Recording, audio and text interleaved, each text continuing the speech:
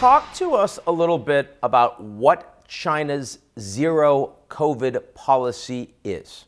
Well, that policy, I think, has been formally in place, after March 2020, when China essentially contained the spread of the COVID virus in Wuhan. So they want to sustain the achievements they made.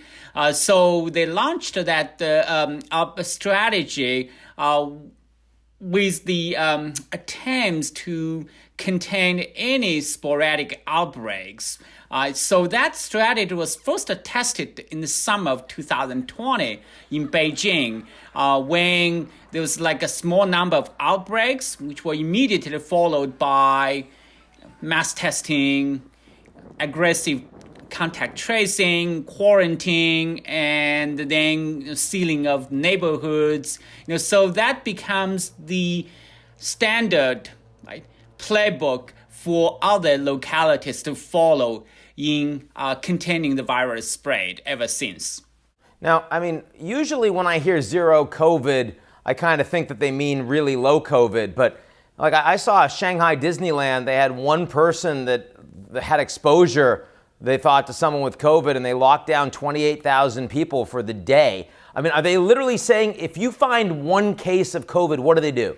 Well, it depends on how they perceive the risk is, and also depends on what locality you are in, right? So in a place like in Shanghai, well, they are very proud of the so-called precision pandemic control. So when they first identify a local transmission. Well, keep in mind, we talk about local transmission, not imported cases. So if they identify the local transmission, they're going to assess, what kind of risk this is going to pose, and then, follow that with the corresponding measures to undertake. So if they perceive, that the risk is relatively low, it has not caused any widespread, of the virus, then they probably just going to have the measures targeting like a particular neighborhood or like a particular place, like a hospital, and then that measures will be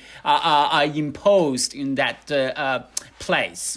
They believe that their policy so far has been enormously successful, right? They're quite proud of what they've accomplished through zero COVID to date.